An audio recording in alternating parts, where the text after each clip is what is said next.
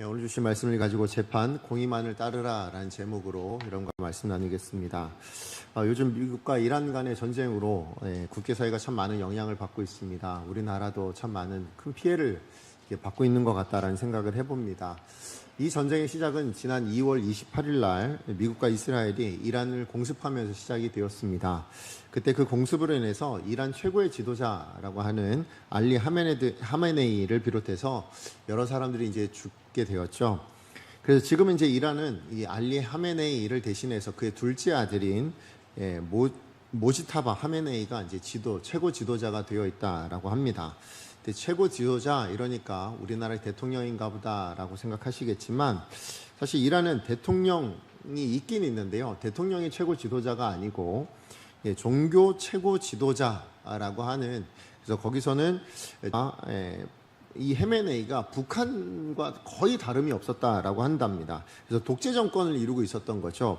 그래서 언론의 자유를 일단 먼저 타협하고요. 그 다음에 자신을 반대하는 사람들이라면 무자비하게 그냥 숙청을 하거나, 심지어는 뭐 반대 시위가 일어났다 그러면 그냥 뭐 무장을 다 동원해가지고 무력으로 진압해서 유혈 사태를 일으키기도 했는데, 특별히 올해 1월 달에 여러분 이란에 어마어마한 그 반정부 시위가 일어났었던 적이 있습니다. 그래서 이게 통제가 불가능할 정도가 되니까 어떻게 했냐면 그 하메네이라는 사람이 이슬람 혁명 수비대라고 하는 그 조직이 있답니다. 그걸 동원해가지고 그래서 이제 무력으로 막았거든요. 그래서 무려 10,000명이 넘는 시위대가 다 죽임을 당했다고 그렇게까지 이야기를 하더라고요. 여러분 한번 생각해보세요. 신의 대리자입니다. 그리고 구세주의 대리자로 통치를 하는 그 권세를 받은 사람이에요. 그런 종교 지도자가 자기의 뜻과 자기의 이익과 자기의 목적을 이루고 내가 그 양쪽을 재판하여 하나님의 율례와 법도를 알게 하나이다. 뭐 하는 사람이래요? 재판하는 사람이랍니다. 재판을 통해서 하나님의 율례와 법도를 백성들에게 알려주는 겁니다. 이게 하나님의 뜻이고요. 이게 하나님의 방법이고요. 이게 옳은 겁니다. 라고 하는 것들을 알려준다라는 것이죠. 그래서 지도자라고 한다면, 하나님 세우신 지도자는 뭐 하는 사람이냐라고 했을 때 재판하는 사람이다 라는 것을 알 수가 있습니다. 이게 단순히 그냥 모세 한 사람만 보고 이야기하는 게 아니라요. 여러분 이스라엘에 세워진 모든 지도자는 대부분 그 역할이 뭐였냐면 재판하는 역할이었다라는 것을 알 수 있는 게, 여러분 이스라엘에게 세워진 지도자들 그 이야기가 성경의 한 권으로 되어 있는데 그게 뭔지 아십니까? 그게 사사기입니다. 그죠? 사사는 왕이 아닙니다. 그 나라의 지도자로 세워진 사람들이거든요. 근데 우리는 이제 사사기 이러니까 그냥 사사, 이름이 뭐지? 이런 의미를 갖지만 원래 다른 의미로 이 사사기를 뭐라고 부르냐면 뭐하게 할 수 있게 달라고, 주의 백성들을 재판하여 선악을 분별하게 해주십시오 라는 것입니다. 다시 이야기하면 하나님, 제가 권력을 더 많이 주십시오, 아니면 뭐 장수를 주십시오, 부를 더 주십시오, 다양한 왕으로서 다양한 걸 구할 수 있겠지만, 그런데 하나님 마음에 들었던 이유, 이것을 지혜라고 이야기하면 하나님 마음에 들었던 이유가 어딨냐면 왕으로서 해야 될 그 본분에 대한 걸 구하고 있기 때문에 그런 거예요. 그렇죠? 왕으로서 내가 이런 역할들을 잘 감당해야 되는데 그 역할을 감당할 만한 능력이 없는 아이입니다. 그러니 하나님 제게 지혜를 주셔서 뭐 하게 해달라고요? 왕으로서 감당해야 될 본분, 그거 잘 감당하게 해주세요. 그게 뭐라고요? 재판이었다라고 이야기를 하고 있는 거죠. 맞아요. 하나님이 세우신 지도자의 가장 핵심적인 사명은 뭐냐면 백성들 위에 군림하는 것도 아니고 통치하는 것도 아닙니다. 재판하는 것이다 라는 것을 분명하게 오늘 말씀을 통해서 이야기하고 있는 거죠. 그래서 오늘 본문에서도 하나님께서는 이 모세를 통해서 이스라엘 백성들이 가나안 땅에 들어가게 될 거고, 그 땅에 들어가면 땅을 차지하게 될 거고, 그래서 각 지파마다 성을 이제 세우게 될 텐데, 해주는 사람, 그걸 도와주는 사람이 뭐예요? 그게 재판장이다 라고 이야기를 하는 겁니다. 그래서 하나님께서 말씀하시는데 내가 왕이고, 그래서 그 백성된 너희들은 왕된 나의 뜻을 따라 온전하게 바르게 걸어가고 선택해야 될 텐데, 그것을 도와줄 지도자, 그것을 바르게 판단해 줄 지도자, 그 사람이면 충분하다인 겁니다. 그래서 너희가 그렇게 하나님의 다스림 가운데, 나의 다스림 가운데 살아가게 되어진다면 그 나머지 보호하심과 돌보심과 모든 것들은 누가 하시겠다는 거예요? 온 우주의 창조자, 그 주관자가 되시는 왕 대신 하나님이 보살펴 주시겠다. 지금 그 약속을 지금 하나님이 하고 계시는 것입니다. 그렇다면 여러분, 이 재판을 담당하는 지도자를 각 성마다 세우라라는 오늘 이 본문의 말씀, 이 말씀이 오늘 이 시대를 살아가고 있는 그럼 저와 여러분에겐 어떤 메시지가 될까요? 왜? 이라는 단어가 따로 있지 않아요. 오히려 이 마땅이라는 단어는 없고요. 성경 원어에 뭐가 되어 있냐면 이 공의라는 단어가 체데크이거든요. 히브리어로는 체데크인데 이 체데크가 2번 반복되어 있을 뿐입니다. 다시 얘기하면 그냥 섞어서 얘기하면 너는 체데크를 따르라 이렇게 되어 있는 거예요. 자, 그러니까 어떤 의미냐? 반복해서 강조하고 있는 거예요. 그러니까 이 강조를 우리말로 번역할 때 뭐라고 번역한 거예요? 공의를 이렇게 얘기하지 않고 너는 마땅히, 당연히, 반드시라는 의미인 거죠. 그래서 공의만을 따라야 됩니다라고 이렇게 번역을 해 놓은 것입니다. 자, 그런데 이 체데크라는 단어는 결국 그래서 뭐예요? 이스라엘 백성들의 삶에 있어서는 가장 중요한 삶의 덕목이다라는 것을 알 수 있습니다.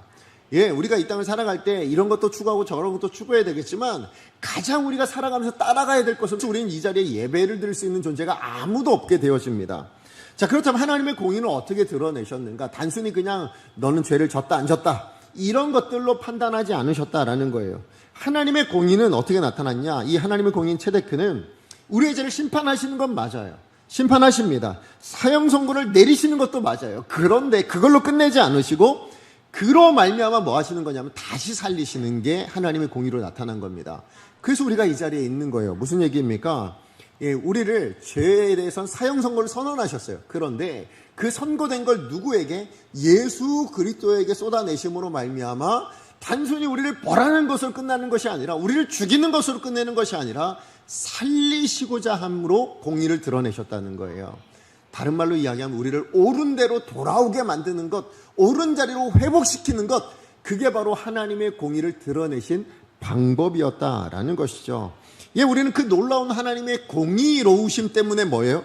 우리가 이 자리에서 그것을 따르라고 명하시는 것이 오늘 하나님의 공의인 줄 여러분 믿으시기 바랍니다. 그래서 오늘 본문의 이 메시지를 통해서 주시는 두 번째 메시지가 뭐냐면 이거예요. 공의로운 재판이란 그럼 뭐냐라는 거죠. 공의로운 재판이 뭘까요? 그건 잘라내기가 아니라 돌이키도록 돕는 것이다 라는 겁니다. 재판을 통해서 옳고 그런 것을 판단하는 것, 이거는요 지식적인 부분이에요. 지식적인 부분에 불과한 거예요. 무슨 얘기냐? 하나님이 기대하시는 재판장을 통해서 하나님이 기대하시는 재판장은 뭐냐? 하나님께서 이제 각성의 지도자 세우잖아요. 그럼 그 지도자를 통해서 백성들을 재판해야 되는데 그 재판의 궁극적인 목적은 뭐냐면 그 지도자가 얼마나 많은 지식을 가지고 얼마나 많은 하나님 말씀을 알아서 저 사람은 하나님의 말씀대로 옳아, 저 사람은 하나님 말씀대로 지키지 않아서 그러, 틀린 사람이야, 잘못된 사람이야, 저 사람은 죄인이야, 이런 것들을 누구라도 그 재판하는 지도자의 자리에 서게 될 때 반드시 기억해야 될 게 뭐냐라는 거예요. 그것은 나에게 판단을 받는 어떤 사람이라도 그 판단을 통해서 내가 하는 어떤 판단을 통해서 뭐예요? 옳은 자리에 올 수 있도록 돕는 역할을 할 수 있어야 된다는 거예요. 다시 얘기해서 너는 단지 틀렸어, 잘못했어, 그래서 잘라버리겠다, 사표내, 나가, 이런 것이 아니라는 거예요. 이런 삶의 어떠한 것들이 다 그렇겠지만 여러분 우리 신앙을 가지고 살아가는 삶의 자리에서 보시면 하나님의 말씀대로 산다? 근데 그렇게 살려고 보시면 뭐가 옳은지 그른지를 잘 모르잖아요. 그럴 때가 많지 않으세요? 무자르듯 그냥 이게 옳은 거고 이건 다른 거야, 틀린 거야, 이렇게 판단하면 참 좋은데 우리 삶의 많은 요소들이 그러면 참 좋겠는데 그러지 않은 일들이 굉장히 많단 말이죠. 어떤 때는 옳은데 뭐예요? 그 옳은 일을 가지고 그죠? 여러분도 잘 모르시겠죠, 그죠?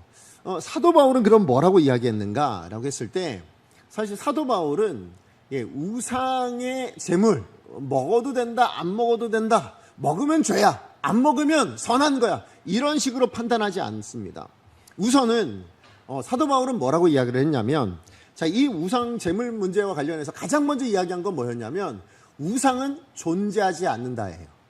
다시 이야기하면 우상은 그냥 사람이 자기의 목적을 이루기 위해서 만들어낸 그냥 형상에 불과할 뿐 신은 오직 하나님 한 분밖에 없다라는 거예요. 그런 의미에서 우상이라는 존재는 없는 존재인 거예요. 그렇잖아요. 자, 그렇다면 그런 사람의 만들어낸 어떤 형상 앞에 드려진 그냥 음식이라면 그거 먹는 게 무슨 문제가 있냐라는 거예요. 그죠? 그냥 그 앞에 들여졌다고 해서 뭐 이 음식이 변하는 것도 아니고 뭐가 달라진 자의 책임이 뭐예요? 책임이 뭡니까? 단순히 그냥 옳다, 그르다라는 지식적인 판단 여부가 아니라는 거예요. 예, 지식적으로 보자면 뭐예요? 우상은 없는 거다. 그러니까 먹어도 돼. 이건 지식적으로 옳은 이야기라는 거예요. 예, 그건 틀린 얘기가 아니라는 거죠. 그런데 그래서 넌 왜 우상 제물을 먹었어 안 먹었어 이런 거 아니에요. 그게 아니고 그것을 통해서 예, 그 재판을 받는 사람이 뭐예요? 그 판단을 받는 사람이 제대로 서겠느냐, 옳은 자리로 가겠느냐, 바르게 살아갈 수 있겠느냐, 그것이 문제가 되더라. 그걸 중심으로 판단을 해주고 있는 것이 사도 바울의 모습이었다라는 것입니다. 근데 우리는 종종 여러분 우리 신앙생활하면서 우리는 뭘 가지고 판단을 합니까? 우리가 가지고 있는 내가 잘하고 있을 때 주로 더 그러죠. 무슨 얘기예요? 교회 안에서도 예배 잘 드리고 있는 분은 그 예배를 가지고 판단을 합니다. 넌 왜 예배를 안 드려? 예, 그래서 장년부를 맡게 된 거죠. 근데 제가 장년부를 맡고 나서 깨닫게 된 게 뭐냐면 제가 그렇게 교사로만 바라보던 그분이 성도로 보이기 시작한 거예요. 왜요? 제가 이제 성도를 섬기니까. 근데 그 성도님으로 이제 그 한 주간에 그분들을 돌아보며 한 달 돌아보며 그 한 해를 섬기면서 돌아보니 그 교사로 섬기시는 그분이 그 한 주간이 얼마나 치열하게 살아내시는 분인가가 보이더라는 거예요. 정말 애쓰고 근데 제가 섬겼던 그 교구가 그 부산 지역에서도 가장 열악한 지역에 한 곳인 것을 제가 섬겼었거든요. 그래서 75세, 6세, 78세 되시는 어르신까지 공장 다니시나. 예, 그래서 가방 만드는 공장에 다니시면서 막 일하시고 막 이런. 그러니까 다들 막 일하지 않으면 그러니까 좀 연세가 드셔서도 일하지 않으면 예, 뭐 자리에 여러분 설 때가 있어요. 그죠? 재판장이 아니더라도 지도자가 아니더라도 여러분 그게 사람이든 공동체든 교회 안에서도 그러실 수 있잖아요. 그죠? 여러분이 교회 안에 보면서 우리 교회는 이래, 우리 교회는 저래 라고 판단하시는 경우들이 있잖아요. 여러분 그럴 때 뭐예요? 여러분은 판단할 수 있는 자리까지 가 계신 거예요. 그러면 그 자리에서 여러분이 해야 될 일은 무엇인가라는 겁니다. 무엇 해야 된다고요? 그럼 그 공동체가 성숙할 수 있도록 여러분이 도와주셔야 된다고요. 그래서 여러분을 판단하는 자리까지 가게 하신 거예요. 하나님이. 그 자리에 있게 만드신 거라고요. 여러분 그러므로 여러분 한 분 한 분이 언젠가 어느 순간인가 어떤 자리에서든지 어떤 상황에서든지 판단하는 지도자의 자리에 서거나 재판장의 자리에 서게, 왜 판단하면 재판하는 자리니까요. 그 자리에 서게 되어진다면 단순히 옳고 그름을 판단하는 것을 끝내지 마시고 그것이 성숙한 자리로 갈 수 있도록 잘 사용할 때 하나님이 왕으로서 우리의 삶을 책임져 주신대요. 20절 말씀 다시 한번 읽어볼까요? 시작. 그래야면 내가 살겠고 내 하나님 여호와께서 내게 주시는 땅을 차지하리라. 예, 우리가 공의를 따르면 하나님이 살려주시겠고 하나님이 차지하게 주실 것입니다. 예, 이것이 하나님이 하시는 일이래요. 예, 그리고 더 나아가서 이것이 우리가 속한 어떤 공동체 안에 어떤 상황 안에 남들에게만 적용될 것이 아니라 저는 재판장이 되는 것이 여러분 스스로 자신에게도 재판장이 되는 여러분 되셨으면 좋겠습니다. 예, 그래서 뭐예요? 나는 과연 하나님의 뜻대로 살고 있는가? 과연 나는 그 공의대로 살아가는 삶을 살아내고 있는가? 라는 것을 여러분 스스로 돌아보셔야 된다고요. 예, 그래서 오늘 21절, 22절 말씀에 갑자기 본래 의미를 붙잡고 예, 솔로몬처럼 그렇게 돕는 자로, 세우는 자로 살아가시는 복된 하나님의 사람들 되시기를 간절히 축복합니다.